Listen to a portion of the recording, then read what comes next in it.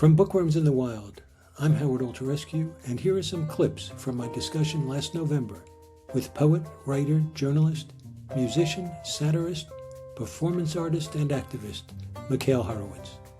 A condensed and edited version of our discussion can be found at theoverlooknews.com. My podcast, Tell Me What You're Reading, can be found wherever you listen to podcasts, and my website, which contains the complete transcript of our discussion, can be found at bookwormsinthewild.com. Woodstock photographer Dion Ogust took the photo on the screen, and that's photographer Frank Spinelli taking the picture of Mick and me. Thank you, friends. I hope you all enjoy the clips.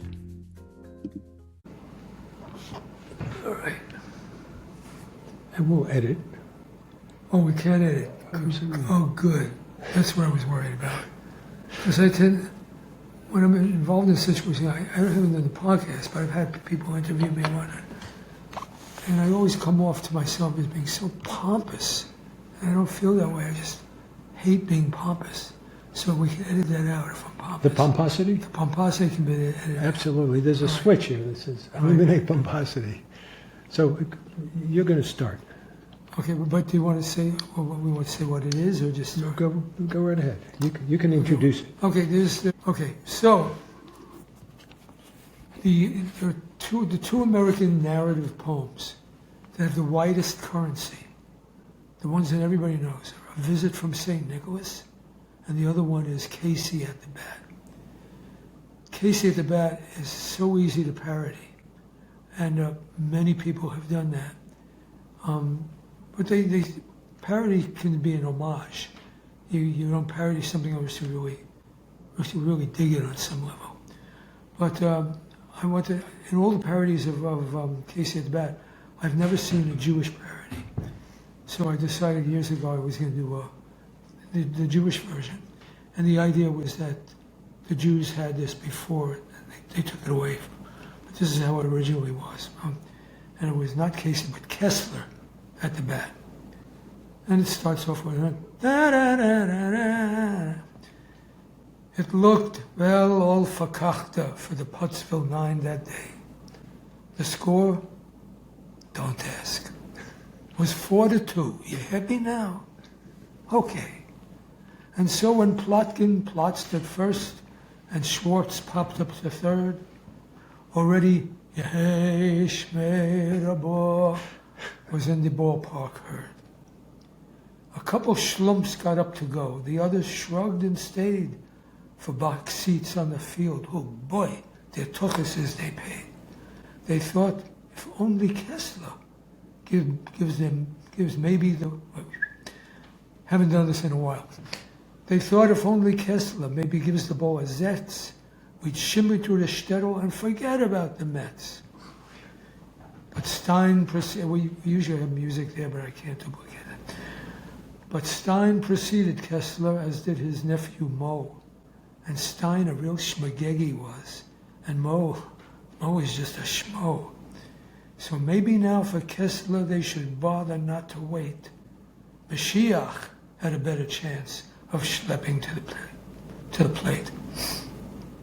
But Stein, he blooped a bingo, and his mother cried, "Mein Gott!" And Moshe clubbed a double.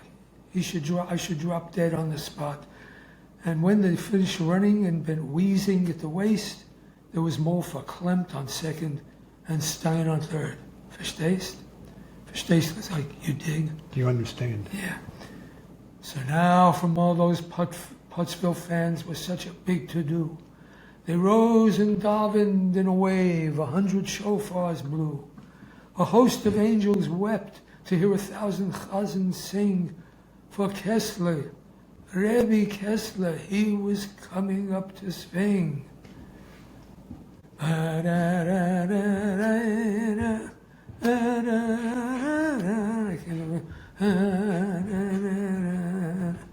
Okay, so now, there was schmaltz on Kessler's talus as he stepped into the box. In his beard were crumbs of matzah, small piece cheese, abyssal locks. And when he shook his shtarimel, drenching half the fans with sweat, no goyim in the crowd could doubt. 'twas Kessler at the bed. And now the mystic, Kabbalistic pitch comes floating in, and Kessler's brow is furrowed, and he slowly strokes his chin. He comprehends that long before creation had begun, this pitch existed somewhere. But then he hears, "Strike one!" From the stands, donated by the Steins, the whole mishpacha moaned. A yenta started fetching and a balabusta groaned. "Hey, an angry Moyle cried, "I'll cut you like a fish." So knew they would have cut him, but Kessler muttered, "Pish." With a smile of pure Rachmanis, great Kessler's Punim shone. He stilled the boiling moil, he bade the game go on. He yubba-dubba-dubba as the pious pitcher threw, but he yubba-dubba once too much, and the umpire yelled, "What? It's not for you good enough. Strike two!" "Fair!" cried the maddened Hasids, and Elijah echoed, "Fair!" When we did this performance, I would run to the other side of the room and do the echo, "Fair!" and then come running back. But a puzzled look from Kessler made the audience go, "Eh?" They saw his pace rise and fall. They saw his tzitzis twitch. They knew that Rebbe Kessler wouldn't miss another pitch. The smile on Kessler's punim now is more profound and keener. He glows with all the preternatural light of the Shekinah. And now the pishka pitch so big and fat it gets. And now the seventh heaven feels the force of Kessler's zets. And my note here is wild gypsy klezmer, or prolonged lamentation. Hey, somewhere in Jerusalem, a grandson plants a tree. A klezmer band is playing, so the clarinet's off key. And somewhere else a shagitz with the Rebbitzin has flirted, but there is no joy in Pottsville. Mighty Kessler has converted. The name is Kelly if you don't mind. And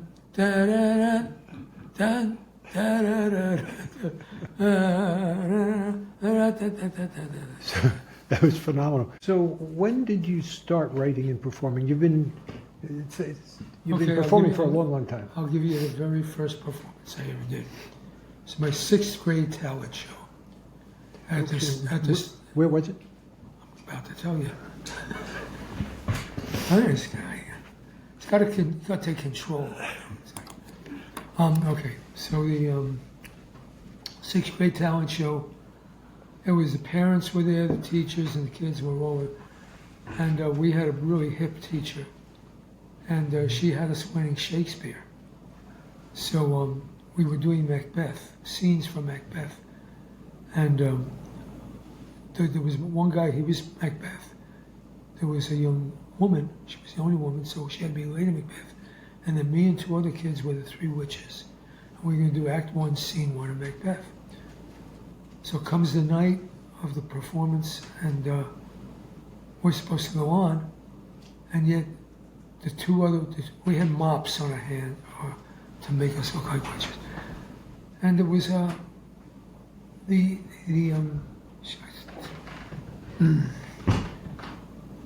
ask me something. Was this in Brooklyn? This was in Brooklyn, yeah, at the State Educational Correctional Rehabilitation Facility, Public School 131. Did they allow you to use clean mops on your head? They did, but they were dirty, but every time we rehearsed, we had to re-clean them. Where rehearsed? Every time you rehearsed? Yeah, we had to re-clean the cup. But anyway, so this is the guy to my right is so nervous he's catatonic. He can't move. He can't walk.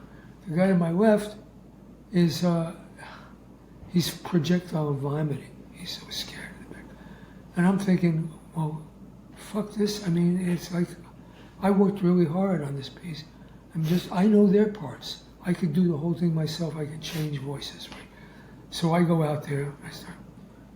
When shall we three meet again, in thunder, lightning, or in rain? When the hurly-burly's done, when the battle's lost and won. That will be at the set of the sun. Where the place? Upon the heath, there to meet with Macbeth. I come, grey Malkin. Ribbit, ribbit. Paddock calls. Anon. Fair is foul and foul is fair. Hover through fog and filthy air.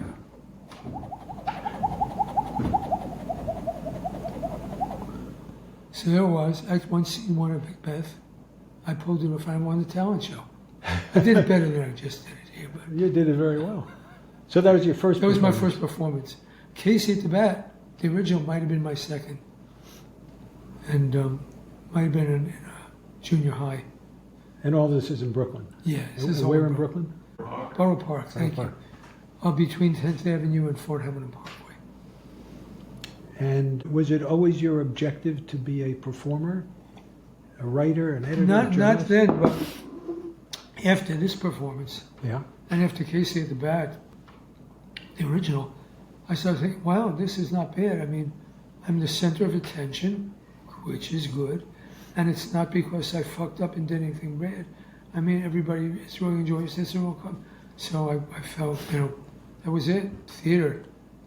And I had to, I just said, wow, this might be the way I can navigate through life, and I can be a prima donna, and and everybody's paying attention to me. I'm on stage. when you started writing, so before your books, you wrote for the Woodstock Times. Did you write before then? Before Woodstock Times, yeah, sure. So- Woodstock Times was 1989. So what was your writing before that? Was that poetry? Mostly poetry, but I was 10 years at the Daily Freeman, Oh, that's right. so I was a journalist. I wrote much the same kind of stuff that wrote for the Woodstock Times. But Was that art related or broader? mostly, the Daily Freeman did not have any arts coverage, nothing. When I came aboard with 3 or 4 other really good people, like Rob Borsellino and Manelli Clark, Carol, all the people that we brought first arts coverage at that paper. And that's how I got the gig at the Woodstock Times, because they were not happy with the guy who was doing the arts and all the other stuff. So I wanted to leave the Daily Freeman. Thank you. You're welcome. Hey, we should take this Teamwork. another- Your shortstop on the second baseman. I Right. flipped it to you. I'm a short order shortstop There's no for the Chicago Chefs. All right. So anyway, yes. So yeah, no, I started writing at a very young age, and I was glad I did. My parents really encouraged it, and my teachers did in school. I was lucky with that too. In fact, my 2nd grade teacher skipped me to the 4th grade because she said there's nothing she can teach me this at this level. I know all this stuff. Really? I have a junior high school, Reading ability? level. And It was junior high school level. and how'd that come about? Did your parents encourage me? Yeah, my parents. I got taught. I learned how to read really early, and yeah, I loved it. And they said, for presents, I always got books. And when I just moved from Saugerties to Woodstock against my will, but I had 4,000 books with me, Wow. and I had to get rid of half of them. But not all readers are writers. Right. So Well, the 2nd grade teacher, she remember those little notebooks that had the black and white yeah, the little marble pattern, looks like marble a pattern. So my 2nd grade teacher gave me one of these books. She said, when I give the rest of the class, the assignment for reading and writing, you don't have to take it. She said, I'm giving you this book. You go to the back of the room and you pick out any book you want to read and write a little report on it or write something else. So it was that kind of encouragement. So over the course of the school year, I filled up 3 or 4 of these books, and I still have 2 of them. Really? Right, because my mother wanted to save. That's amazing. Yeah, and I'll tell you, This is really embarrassing. Good. The first poem I ever wrote wasn't a poem, it's what we call doggerel. But it was the first page of that book. And I illustrated it too. It was The Fisherman's Fight. I fished all day and I fished all night, but I never caught a single bite. I fished for salmon and I fished for trout, but I never caught them, there is no doubt. And there was a little picture of a guy on a cliff with a pole hooking a tire, like a Firestone tire. But you know, I had never been fishing in my life. I grew up in a fucking city. The only place to fish was the Gowanus Canal. And Did you know Nick Lyons when he lived up here? no, I never met him. We always wanted to meet. We talked on the phone several times. We did a couple of stories about his wife Yeah. and her work, and we did a story about Nick too. And So I did a podcast with Nick. oh, that must be great. He's brilliant. Yeah, He's absolutely brilliant. I thought we were going to talk just about fishing, yeah. but he wanted to talk about all manner, Moby Dick, and all manner of other finer literature. He's terrific, and he's a great writer as well. He is. So you started writing in second grade. Yeah, I started seriously writing after my teens and getting turned on to writers, various writers. The first poet who turned me on, he's not well remembered today outside of the Midwest, but it was Vachel Lindsay, his name was, and he had the whole thing about performing the poems. And he was a great reader and a great actor. And this was during the Depression. He'd go from town to town, he'd hop a freight train, go to the next town, put up all these posters that poetry reading tonight at the community center or whatnot. And he'd have people give him donations, and that's how he got his coffee and his sandwich the next day. I'd say that most of my stuff is written by ear, not so much by intellect. Or you go with the sound of something, and you get into the sound, and it does something to you. Are there other poets who you admire? Maybe you've emulated, or maybe you just admire and have learned from. The Beats. Beats. The Beats, and that whole crew. Right. That whole era. Yeah, and all those. I love those poets, and there's also the New York School of Poetry, which is amazing people, and great.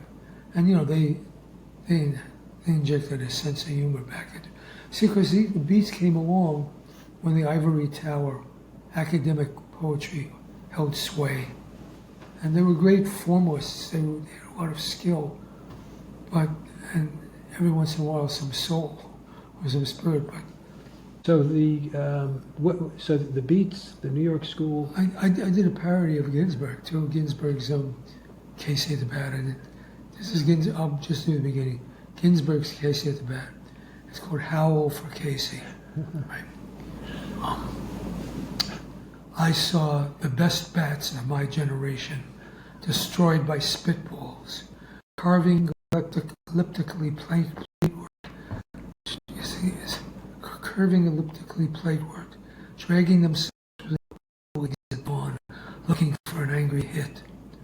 Ruthian sluggers staggering on stadium roofs, illuminated, rounding incredible bags and coming home, who slumped and watched their Louisville timbers go limp and booed their fate under celestial arc lights as the rabid fans in madness also booed, who emerging from dugouts, and it goes on. It follows the whole scheme of his poem. And there's a lot of sexual imagery, a lot of Buddhist religious imagery. But a lot of baseball-themed books. Did you play baseball? Did you play ball in Brooklyn? Stickball. Stickball, yep. We played stickball. Pencil picking or Spalding? Spalding, man. You could just drop a Spalding like this and it'll go right Now, to this. so I always tell a story of, and people don't believe me, probably Dion doesn't believe me. When a Spalding dropped into a sewer, we took a broomstick, put gum at the end of the broomstick, and got it up. Yep. Right? That was one method, but anything that was sticky. Yeah. Gum was because everybody had gum. And then you put the gum back. Right, in your mouth. Yeah, right. You certainly play with the ball again. Sewer then, ball. Sewer ball. Right? So you played stickball growing up? And there were several variations of stickball. The one I liked best was the fungo style. Fungo was when you throw the ball up by yourself, you don't need a pitcher, time it, and then you hit it.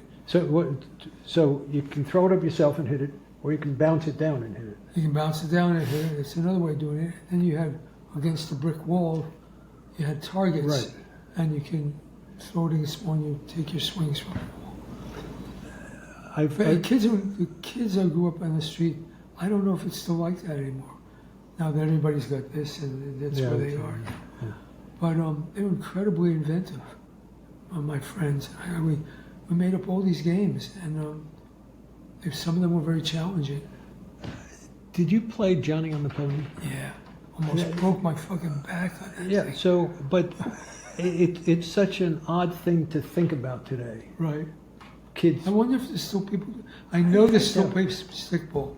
Yeah. Because there's a story every year in the Times about these altacakas, they're all. Yeah. And they're just preserving it. So they have a little league and they play. Yeah, I doubt people play Johnny on the Pony. We played it on a handball court. So if you fell, you really got hurt. Yeah. And you would fall. Yeah, right. So, other Should we games? just explain what Johnny on the Pony is? Sure, go ahead. Well, so you make a line holding on like this in your back, and somebody takes a running jump, and he's got to land on your back. But there are 2, 3, 4 guys. Right. And as far as you get, and you get a score. Right. If you can get over, like Evel Knievel, remember going over the chasm. If you can go over 3 or 4 guys with one jump, and then you come down on your knees on the poor bastard who's at the bottom. And But then you get 4 or 5 guys on these 4 or 5. then we had a woman. Our court was right below this crazy woman, Mrs. Popkin, and we had to have a lookout. Yeah. Because as soon as she heard the ball hit a wall, she'd open the window. She'd, "Go away from here, you stinky kids! Go away! You break my windows!" And we just kind of ignored her, and we'd come back, and then she'd boil water. And pour the water out. And boy, it was like storming a medieval castle. Maybe she'd pour boiling water on it. That's why we had the spotter. Oh, she's at the window, and everybody I don't know. Thank you, Mick. A condensed and edited version of our discussion can be found at theoverlooknews.com. My podcast, Tell Me What You're Reading, can be found wherever you listen to podcasts, and my website, which contains the complete transcript of our discussion, can be found at bookwormsinthewild.com.